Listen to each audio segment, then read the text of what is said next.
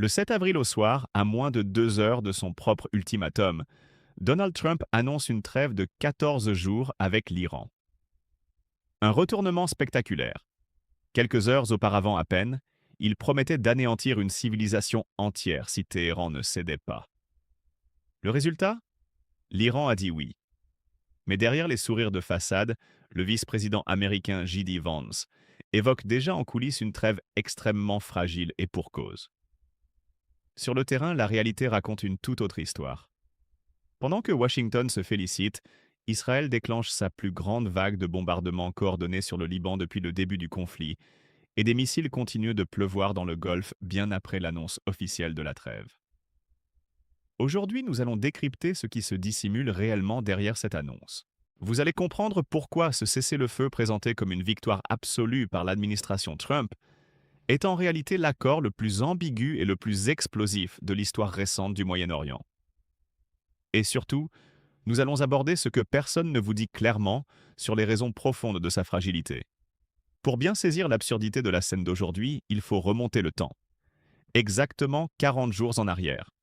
Le 28 février 2026, les États-Unis et Israël lancent une attaque surprise d'une ampleur sans précédent sur l'Iran, et ce, en plein milieu de négociations nucléaires pourtant en cours. Cette frappe décapite le sommet de l'État. Elle élimine le guide suprême, Ali Khamenei, ainsi que plusieurs hauts responsables iraniens. L'opération frappe des bases militaires, des sites nucléaires, mais également des écoles et des hôpitaux. La réponse de Téhéran est foudroyante. L'Iran riposte avec des centaines de drones et de missiles contre Israël, mais aussi contre les bases américaines installées à Bahreïn, en Jordanie et au Koweït. L'acte le plus lourd de conséquences. Téhéran ferme le détroit d'Ormuz, ce goulot d'étranglement stratégique par lequel transite 20% du pétrole mondial. L'économie mondiale est instantanément prise en otage. Le prix du pétrole s'emballe jusqu'à 117 dollars le baril. Et c'est précisément dans ce contexte cauchemardesque, 40 jours de frappe ininterrompue, 1497 morts au Liban selon le ministère libanais de la Santé et 1,2 million de déplacés, qu'arrive ce fameux cessez-le-feu du 7 avril. Premier point fondamental, examinons les termes exacts de l'accord, ou plutôt ce qui en est cruellement absent. Sur le réseau Truth Social à 18h32 heure de Washington, soit moins de 2 heures avant l'expiration de son propre ultimatum fixé à 20 heures, Donald Trump écrit que l'Iran a accepté une ouverture complète, immédiate et sécurisée du détroit d'Ormuz, et que ce sera un cessez-le-feu bilatéral. En face, le Conseil suprême de sécurité nationale iranien confirme à sa manière. Si les attaques contre l'Iran cessent, ses forces armées interrompront leurs opérations défensives. Le détroit sera rouvert via une coordination avec les forces armées iraniennes et dans le respect des limitations techniques. Écoutez attentivement ces mots. Limitations techniques. L'Iran ne parle absolument pas d'ouverture totale et immédiate. Il parle d'une réouverture sous conditions nécessitant une coordination préalable. C'est la première ambiguïté majeure. La deuxième ambiguïté réside dans le plan en 10 points présenté par l'Iran, dont voici les éléments essentiels. Le droit inaliénable à l'enrichissement de l'uranium maintenu. La levée de toutes les sanctions américaines. Le retrait total des forces américaines du Golfe. Une compensation financière colossale pour dommages de guerre et une résolution contraignante de l'ONU. Le contrôle iranien préservé sur le détroit d'Ormuz. Trump qualifie d'abord ce plan de base de travail viable. Pourtant, quelques heures plus tard, il durcit brutalement le ton sur Truth Social, en exigeant un enrichissement zéro et en évoquant la réduction de l'Iran en poussière nucléaire. Ce que cela signifie concrètement. Les deux parties ont signé une trêve, mais elle repose sur deux visions totalement incompatibles de son aboutissement. C'est la faille sismique numéro 1 de cet accord. Deuxième point, le grand théâtre diplomatique qui se joue ce vendredi à Islamabad. Les délégations américaines et iraniennes se retrouvent au Pakistan pour une médiation conduite par le Premier ministre Shehbaz Sharif et le chef d'état-major, Field Marshal Asim Munir. L'objectif? Transformer ces 14 jours de pause en une paix durable. Mais regardez le gouffre qui sépare les deux camps. Du côté américain, un plan en 15 points, dont les contours exigent purement et simplement la reddition stratégique de l'Iran. Le démantèlement complet du programme nucléaire, le transfert hors du pays des stocks d'uranium hautement enrichi, la fin des capacités balistiques offensives, la dissolution de tous les groupes proxy, Hezbollah, Houthis, la réouverture permanente et inconditionnelle d'Ormuz. Du côté iranien, comme nous l'avons vu avec le plan en 10 points, position diamétralement opposée. Maintien de l'enrichissement, retrait américain de la région et réparation financière. Le Conseil suprême de sécurité nationale iranien ne fait d'ailleurs aucun cadeau dans son communiqué. Il qualifie ce cessez-le-feu de défaite durable pour Washington et ajoute cette phrase qui fait froid dans le dos. Nos mains sont sur la gâchette. Le moindre écart de l'ennemi sera suivi d'une réponse totale. Comme le résume parfaitement l'expert de l'Iran Trita Parsi, les négociations à Islamabad pourraient échouer, mais le terrain a changé. Ce qu'il faut comprendre. Donald Trump a démontré que la toute-puissance militaire américaine ne suffit plus à forcer une capitulation totale. De son côté, l'Iran a survécu suffisamment longtemps pour s'asseoir à la table et imposer une négociation, évitant ainsi la reddition. Nous avons donc d'un côté Trump qui proclame une victoire totale et de l'autre un communiqué officiel iranien où Téhéran affirme avoir atteint presque tous ses objectifs de guerre. 2 victoires absolues pour un seul cessez-le-feu. Mathématiquement impossible et diplomatiquement terrifiant. Troisième point, et c'est peut-être le plus urgent. Que se passe-t-il concrètement sur le terrain pendant que les diplomates préparent leur dossier? C'est le chaos. Dès l'entrée en vigueur théorique du cessez-le-feu, des missiles continuent d'être tirés depuis l'Iran vers Israël et plusieurs États du Golfe. L'excuse officielle d'un responsable iranien, la directive de cessez-le-feu peut prendre du temps à filtrer jusqu'aux échelons inférieurs des gardiens de la Révolution. Pendant ce temps, le Koweït, les Émirats arabes unis et Bahreïn signalent des attaques bien après l'annonce de la trêve. Dans les eaux territoriales qatariennes, un pétrolier affrété par Qatar Energy a même été touché. C'était le 3e missile d'une salve. Il a été intercepté mais a tout de même causé des dommages au navire. En parallèle, Israël appuie sur l'accélérateur.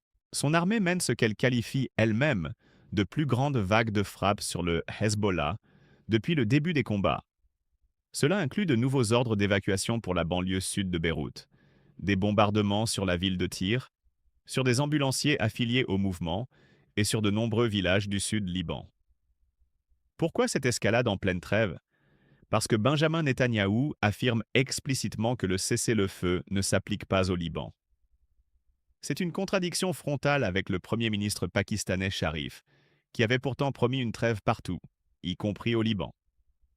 Nous avons un médiateur qui promet la paix globale et un belligérant majeur qui l'exclut sur un front clé. Ajoutez à cela le Pentagone qui jette de l'huile sur le feu. Le secrétaire à la Défense Pete Hegseth a averti que les forces américaines sont prêtes en arrière-plan à s'assurer que l'Iran respecte les termes de l'accord, et le chef d'état-major Dan Kane confirme que ses troupes sont prêtes à reprendre les bombardements sur simple ordre.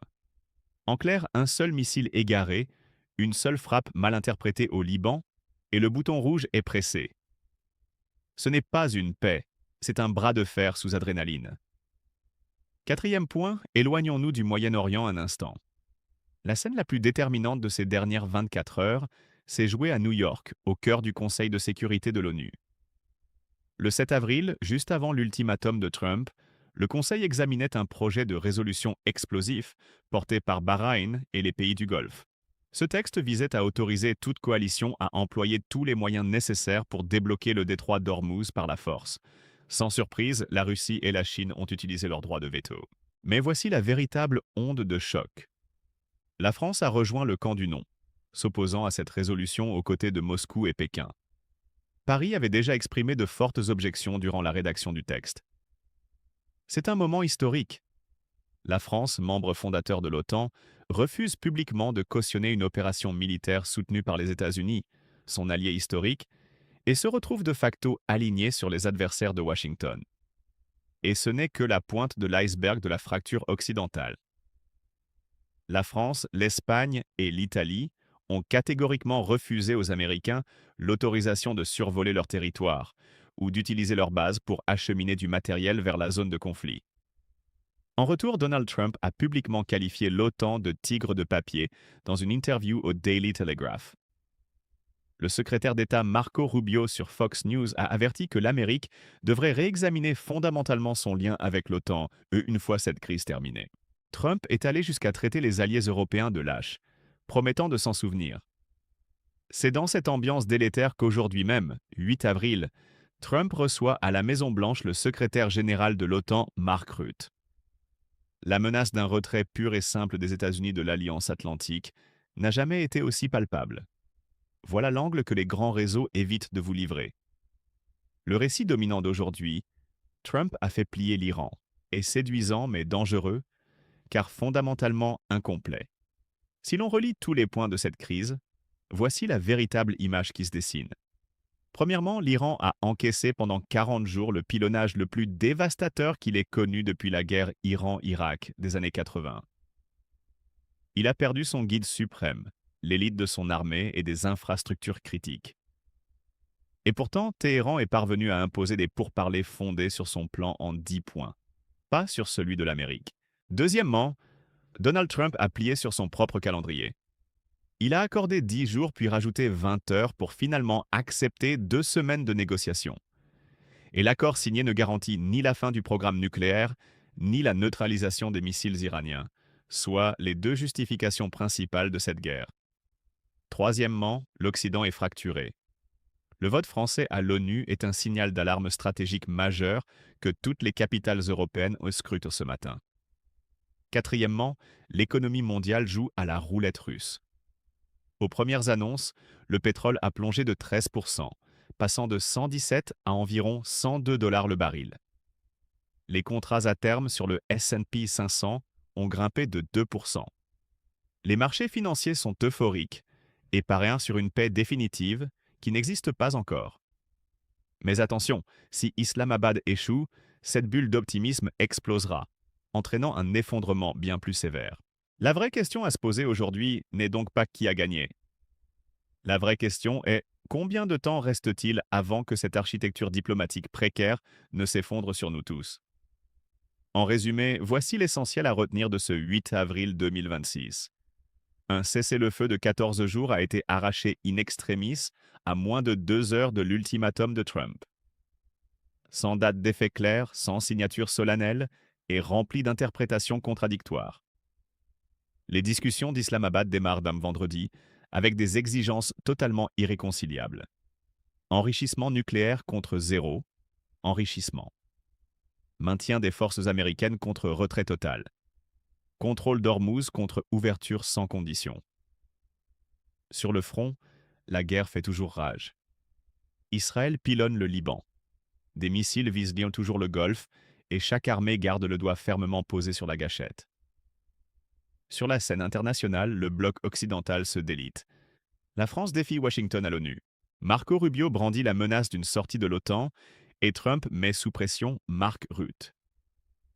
Cette trêve n'est qu'une immense salle d'attente sous haute tension. Ce n'est pas le début de la paix, pas encore.